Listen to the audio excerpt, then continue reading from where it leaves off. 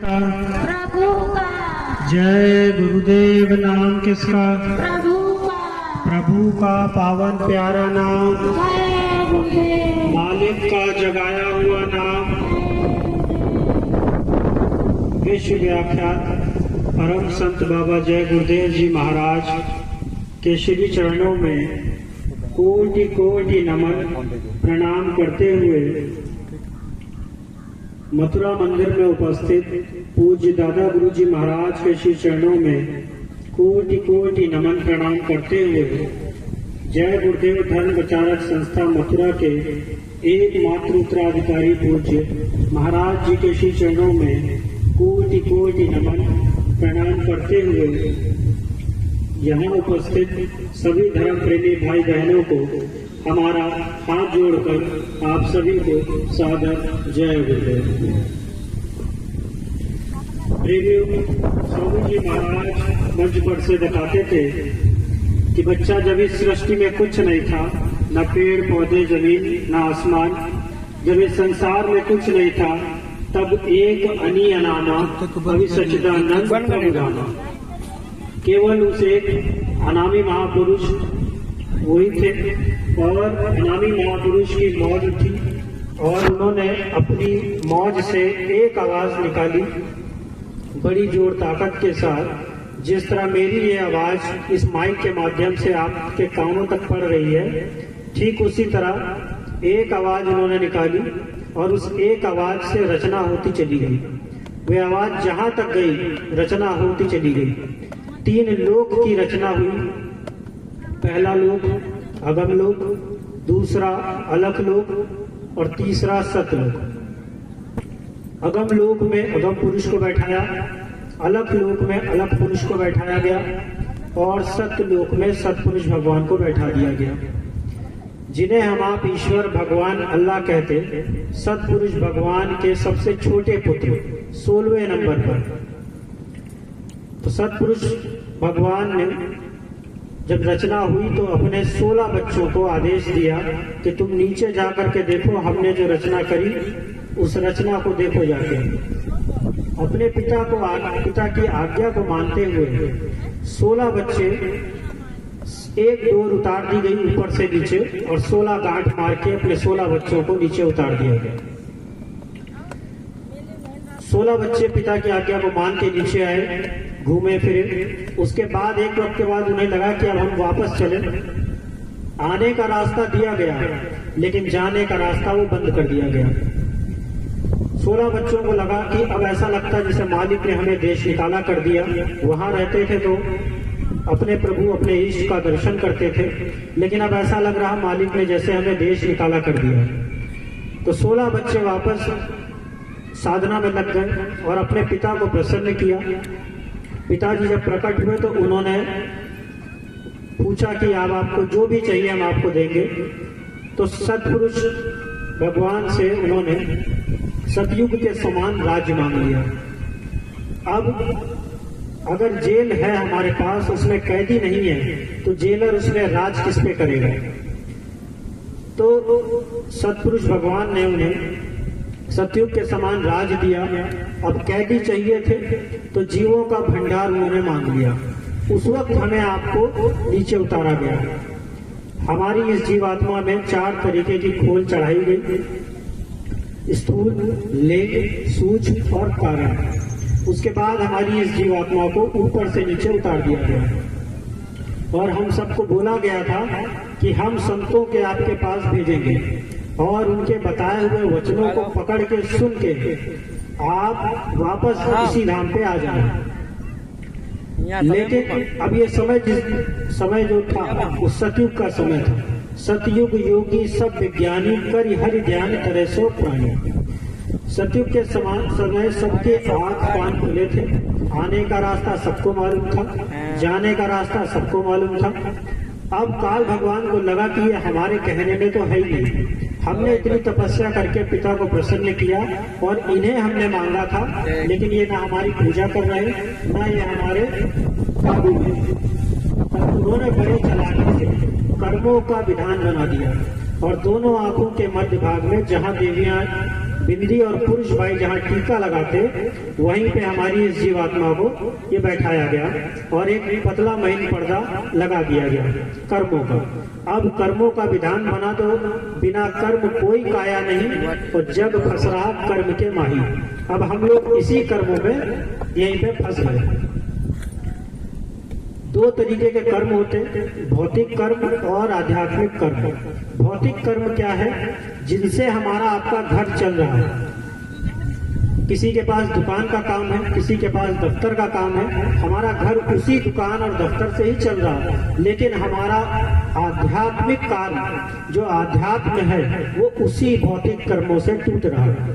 अब जैसे ही आप यहीं का देख लो, बहुत सारे लोगों को बुलाया गया होगा, कुछ लोग आ गए, कुछ लोग नहीं आ पाए। तो जो नहीं आ पाए अपने दुकान दफ्तर की वजह से, वो यहाँ हम उपस्थित नहीं हो पाए, तो उनका आध्यात्म इसी तरह धीरे धीरे करता है। हमें ये मानव तन जो मिला इसलिए मिला कि हम अपनी इस अंतरात्मा को उस परमात्मा से जोड़ सके, और ये जीते जी इस मनुष्य तन के अंदर रह करके ही हम उस परमात्मा को प्राप्त कर सकते। एक बार हमारी ये शरीर से जीवात्मा अगर निकल गई फिर हम उस परमात्मा को नहीं प्राप्त कर पाएंगे। बड़े भाग्य मानुष तन पावा, कोटि जन्म जब भटका खावा। बड़े भाग्य से ये मनुष्य तन हमें मिला, और बड़े से बड़ा देवी देवताओं भी इसको पाने के लिए तरसते हैं। लेकिन अगर हमने समय रहते अपने इस शरीर से उस परमात्मा की खोज का प्रयास नहीं किया, तो अब पछतात हो क्या जब चिड़िया चुग गई खेत। ये शरीर से एक बार जीवात्मा निकल गई, शरीर हमारा मिट्टी हो जाएगा। हमारे रिश्ते नातेदार ले जा करके शमशान भूमि पे हमारे शरीर को रख देंगे, और हाड़ जले जस लाकड़ी, केश जले जस घास, कंचन जैसी काया ढह गई, कोई न आए फिर पास। एक बार हमारे शरीर को यहीं पे कहीं जला वला के खत्म कर दिया जाएगा, और उसके बाद हमने जो भी कर्म किए अपने घर परिवार के लिए वो सब खत्म हो जाएगा। यहाँ हो गया शरीर का काम। अब ऊपर जीवात्मा के साथ भी यही होता, उसके पलक झपकते ही कर्मों का हिसाब हो जाता।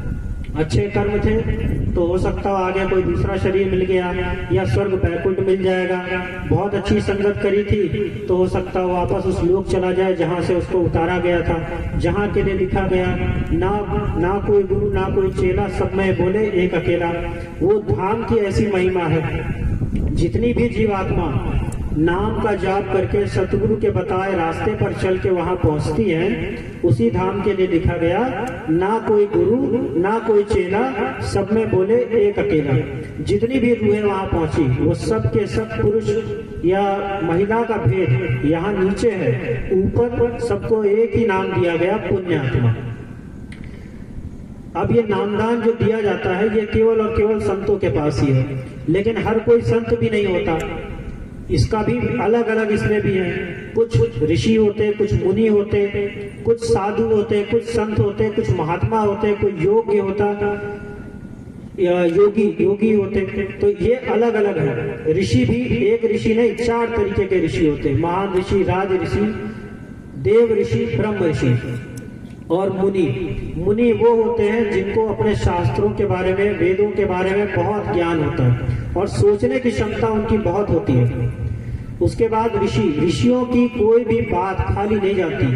कुंती को उन्होंने ही आशीर्वाद दिया था, तब जाकर के पांडव हुए थे। उनका श्राप भी कभी खाली नहीं जाता और आशीर्वाद भी कभी खाली नहीं जाता। उसके बाद आते साधु वो होते जो हमेशा जो साधना करते और सत्य का साथ देते। वो ना तो कभी किसी का बुरा चाहते, ना ही किसी का बुरी संगत का मदद करते। उसके बाद आते हैं संत। अब संत वो होते जो अंत तक आपका साथ दे। संत वो होते जो अंत तक साथ दे और जिन्होंने कड़ी तपस्या करके ज्ञान प्राप्त किया होता है, और फिर उसी ज्ञान को समाज के कल्याण के लिए वो लगा देते हैं। स्वामी जी महाराज परम संत थे, कंज गुरु थे। अब कंज गुरु क्या होते? कंज गुरु वो जिनकी ये तीसरी आंख ये खुली होती है। स्वामी जी महाराज कहते थे कि ऐसा नहीं कि बच्चा मैं कंज गुरु, केवल ये मेरी ही ये तीसरी आंख खुली हुई है, मैं रास्ता बता दूंगा, मैं भेद बता दूंगा। उसको आप अपने घर में बैठ के अगर कर लोगे तो आप भी अपनी इस जीवात्मा की तीसरी आंख को, शिव नेत्र को खोल सकते हो। रास्ता और मार्ग आप हमसे ले लो। तो स्वामी जी महाराज अनवरत 60 साल तक सत्संग करके बताते रहे, शाकाहारी सदाचारी का प्रचार वो करते रहे। उन्होंने ही बताया कि बच्चा, ये जो किराए का मकान जो तुम लेके घूम रहे हो, जिसका तुम अभिमान कर रहे हो, ये नश्वर शरीर है, 5 तत्वों से बना हुआ, पृथ्वी जल अग्नि वायु आकाश, छित जल पावन गगन समीरा। लेकिन ये 5 तत्व का जब मिलाप हुआ, ये शरीर हमारा बन तो गया, लेकिन ये हमारा है नहीं। जिस दिन ऊपर से वारंट कटेगा, हमारी इस जीव आत्मा को निकाल के अलग बाहर कर दिया जाएगा। आए हैं सो जाएंगे, राजा रंग फकीर, एक सिंहासन बढ़ चले, बंधे जात जंजीर। जो इस सृष्टि में आया, एक समय लेके आया, आए हैं सो जाएंगे। वो जो आया है, एक ना एक दिन उसको भी इस शरीर से निकलना ही, चाहे वो राजा हो चाहे वो फकीर हो। कर्मों से ही आपकी हिसाब होगा। 2 तरीके के कर्म भी होते हैं, अंतर्मुखी बहिर्मुखी। अंतर्मुखी कर्म क्या होते हैं? जब आप साधना करके अंतर में जाके उस प्रभु को, उस परमात्मा को खोज करोगे, वो ज्ञान कर्म कहलाता है। अगर आपको ज्ञान होगा तभी आप साधना कर पाओगे और तभी आप उस ईश्वर को, उस परमात्मा को प्राप्त कर पाओगे। ये है आपका अंतर्मुखी, ज्ञान कर्म बोलते हैं इसको। दूसरा है बहिर्मुखी। बहिर्मुखी मतलब जब इंसान बाहरी में जा करके कंकड़ों पत्थरों में, तीर्थों में उस परमात्मा को ढूंढता है, उस ईश्वर को ढूंढता है। कर्म तो बहुत कर रहा है वो, यहाँ से 1000 किलोमीटर 500 किलोमीटर दूर दूर तक जा रहा है, रेलगाड़ी का टिकट लगा रहा है, आने जाने का साधन लगा रहा है, तो कर्म तो बहुत कर रहा है। लेकिन बहिर्मुखी में कभी किसी को ईश्वर नहीं मिला। आप चाहे कितना भी कर्म कर डालो, मोकू कहाँ ढूंढे रे बंदे, मैं तो तेरे पास में, ना तीरथ में, ना मूरत में, ना कैलाश में, मैं तो हूँ विश्वास में। तुम मुझे जिस कंकड़ पत्थरों में ढूंढ रहे हो, मैं वहां हुई नहीं। मैं जब भी मिलूंगा तुम्हें तुम्हारे अंदर ही मिलूंगा। स्वामी जी महाराज बताते थे कि बच्चा, वो परमात्मा इसी आत्मा के अंदर जब आप अंतर ध्यान करके उसको तड़प और पीड़ा के साथ याद करोगे, तभी वो तुम्हें परमात्मा मिलेगा, ऐसे नहीं मिलेगा। स्कूल का मास्टर जब बच्चों को होमवर्क देता है, अब बच्चों के ऊपर है कि वो उस कार्य को करें या ना करें। कार्य करके जाएंगे तो मास्टर मारेगा नहीं, और नहीं करके जाएंगे तो मास्टर मारेगा। इसी डर से बच्चे वो काम करके जाते हैं। महाभारत में भी यही हुआ। कृष्ण भगवान ने अर्जुन को बोला कि तुम्हें ये युद्ध करना है। अर्जुन ने बोला कि मुझे ऐसा कोई राजघाट नहीं चाहिए जहां पे मैं अपने लोगों को मार के ये जीत हासिल करूं। कृष्ण भगवान ने उनको बोला, आदेश दिया, जब सत्संग विराट रूप में खड़े होकर के दिया, अर्जुन की आंख खोली, उसके बाद ये अर्जुन ने युद्ध किया और मानव हत्या का दोष लग गया। जब बैकुंठ जाने का हुआ तो कृष्ण अकेले ही बैकुंठ चले गए। अर्जुन ने बोला कि हे नाथ, हे पार्थ, हमें भी अपने साथ ले चलो। तब कृष्ण भगवान ने बोला कि मानव हत्या का जो दोष तुम्हारे ऊपर लगा हुआ है, उसे पहले आप सबसे पहले हटाओ, मैं आपको ऐसे नहीं ले जा सकता। तब अर्जुन ने बोला कि हे प्रभु, मैं तो युद्ध करना ही नहीं चाहता था, आप ही ने मुझसे युद्ध करवाया। तब कृष्ण ने जवाब दिया कि मैंने आज्ञा दी थी, उस आज्ञा को मानना या ना मानना ये तुम्हारे ऊपर था। तुमने अगर ना माना होता, बच जाते, तुमने माना तो ये मानव हत्या का दोष तुम्हारे ऊपर लग गया। कर्मों का इतना बड़ा कार्य होता है।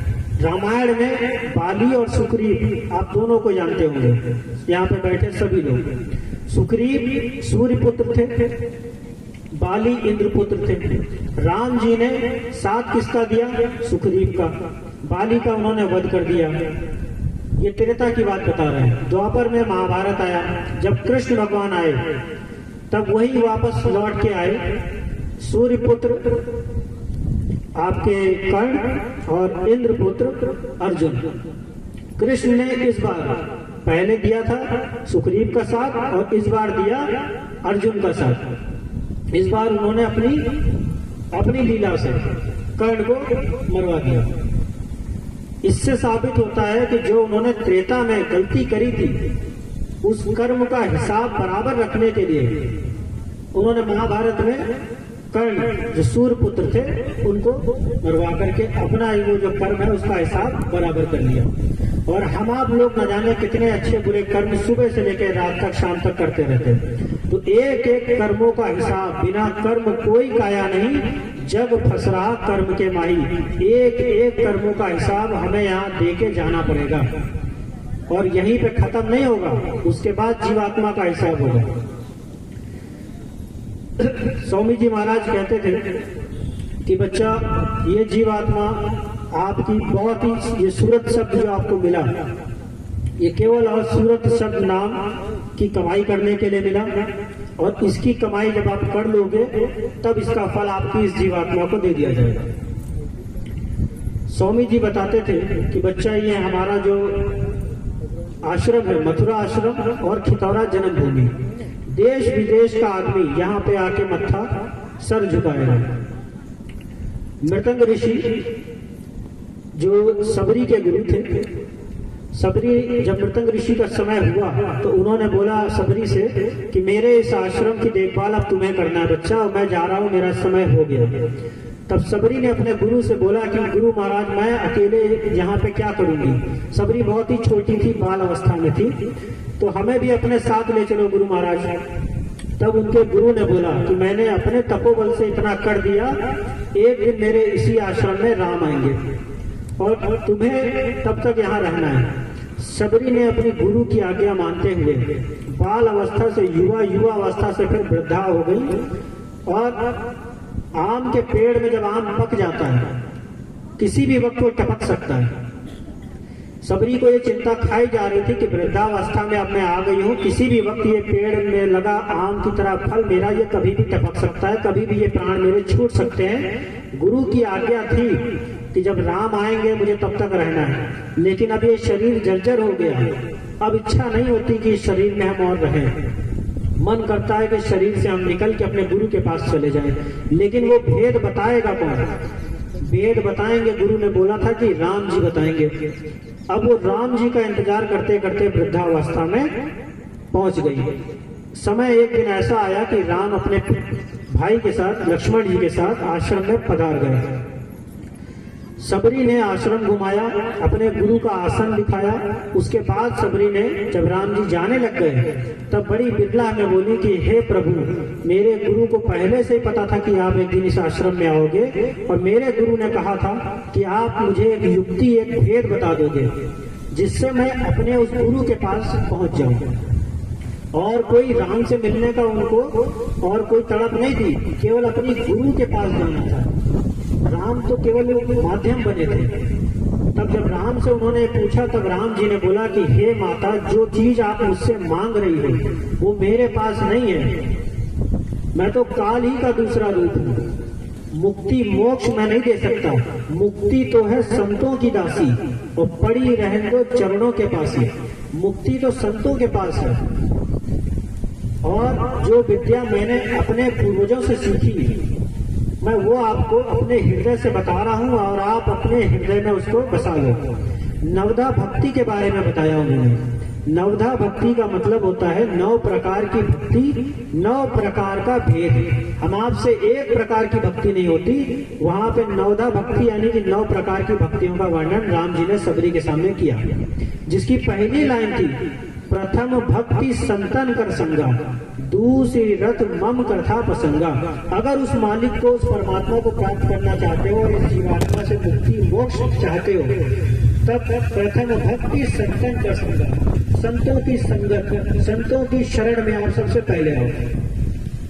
संत दयालु होते हैं, कृपालु होते हैं, और वो दया कृपा करके आपको सेवा करवाएंगे, और उसके बाद नामदान आपको जब दे देंगे, उस नामदान को आप घर में बैठ करके अपनी इस जीवात्मा जो यहाँ दोनों आंखों के बीच में है, जिसके लिए लिखा गया या घट भीतर मंदिर मस्जिद, या घट भीतर गुरु हमारा, और या घट भीतर 7 समुंदर पार, कोई मीठा कोई खारा। आगे लिखा, या घट भीतर राम में देखा, जब तीसर नयन उगारा। ये जो दोनों आंख हमने बंद किया, तीसरी आंख जो दोनों के बीच में है, या घट भीतर मंदिर मस्जिद, इसी के अंदर बड़े बड़े मंदिर बड़े बड़े मस्जिद हैं। और या घट भीतर गुरु हमारा, इन्हीं को आप बंद करोगे बाहरी आंखों को तो अंतर आंख से आप अपने गुरु महाराज को भी देख लोगे। या घट भीतर 7 समुंदर पार, कोई मीठा कोई खारा। और या घट भीतर राम मैं देखा जब तीसर नैन उगरा, जिस राम की पूजा आप रात दिन बाहर कर रहे थे वो राम को भी आप अंतर इसी में देख लोगे। साधु संत महात्मा जिस राम की महिमा गाते वो एक राम नहीं है, एक राम दशरथ का बेटा, एक राम घट घट में लेटा, एक राम का सकल पसारा और एक राम है तीनों से न्यारा। तो जो राम तीनों से न्यारा है ये साधु संत महात्मा उस राम की बात करते हैं। स्वामी जी महाराज बताते थे कि वर्णात्मक नाम और ध्वन्यात्मक नाम 2 तरीके के नाम होते हैं। वर्णात्मक नाम वो होता है जैसे हमारे आपके नाम है, यहाँ गुरु महाराज ने रखा, किसी के माता पिता ने रखा होगा। तो ये जो नाम हमारा आपका जो संसारी नाम है ये है आपका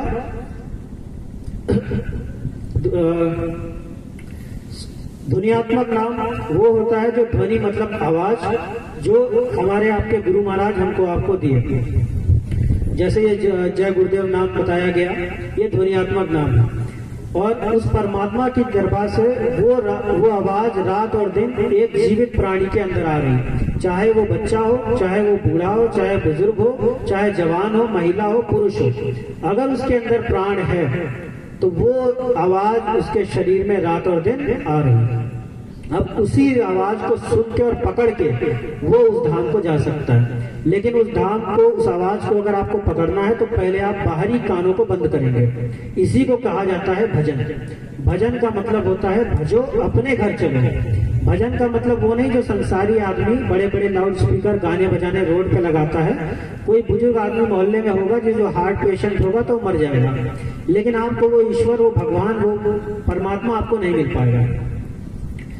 तो सच्चा हरि मंदिर ये शरीर है, इसी के लिए लिखा गया कि सच्चा हरि मंदिर है ज्ञान रतन प्रकट हुए। ये सच्चा हरि मंदिर है, उस मालिक ने दया कृपा करके हमें आपको ये दिया।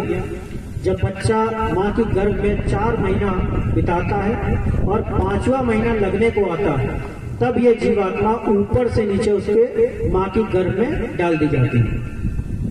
और उसके बाद हम लोग बोलते हैं कि अब प्रभु कृपा करो माता दया माती, सब तज भजन करे दिन राती। हे प्रभु मुझे यहाँ से जल्दी निकालो, मैं इस गंदगी में फंसा हुआ हूँ, मैं बाहर आऊंगा, संसार में आऊंगा, मैं आपकी भक्ति करूंगा, मैं रात दिन भजन करूंगा और मुक्ति मोक्ष का द्वार में पा लूंगा आपके माध्यम से। लेकिन जब हम आप यहाँ आते हैं तो मन के कहे चलने लग जाते हैं। बड़ा बैरी ये मन घट में, इसी का जीतना है कटना, और जिन्होंने मार मन डाला उसी को फिर सूरमा है कहना। मन के कहे चलने लग जाते हैं, मन हमें इधर ले जाता उधर ले जाता और उसी मन जो है हमें माया में फंसाया रखता। ये सूरज चांद सितारे इनको लांघने के बाद 5 तरीके के चक्र आते। सबसे पहला गुदा चक्र, उसके बाद इंद्री चक्र, उसके बाद नाभि चक्र, उसके बाद हृदय चक्र और उसके बाद सबसे ऊपर कंठ चक्र। गुदा चक्र में गणेश जी वास करते। ये 4 दल का कमल है और यहाँ पर पृथ्वी तत्व पाया जाता है।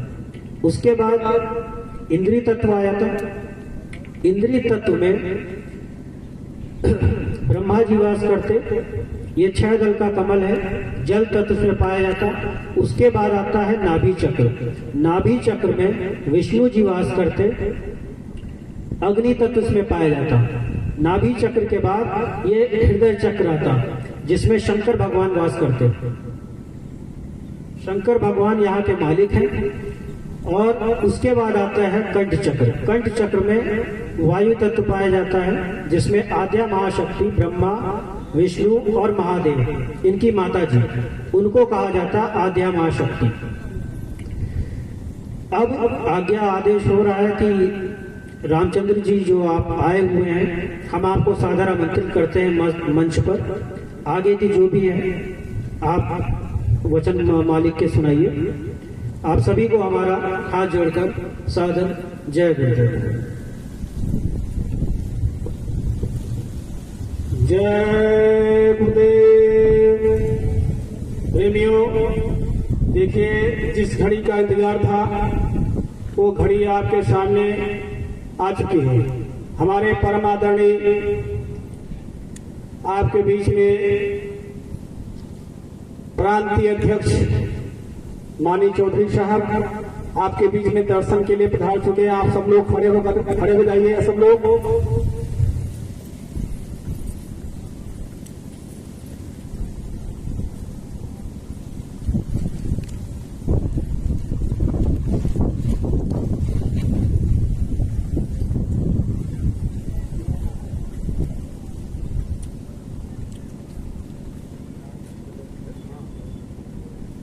अब हम अपने माननीय चौधरी साहब जी से अनुरोध और प्रार्थना करेंगे स्वामी जी महाराज का फूलों द्वारा स्वागत सम्मान करें और अपने जो हमारे स्वामी जी महाराज के बाएं अंग माने जाते हैं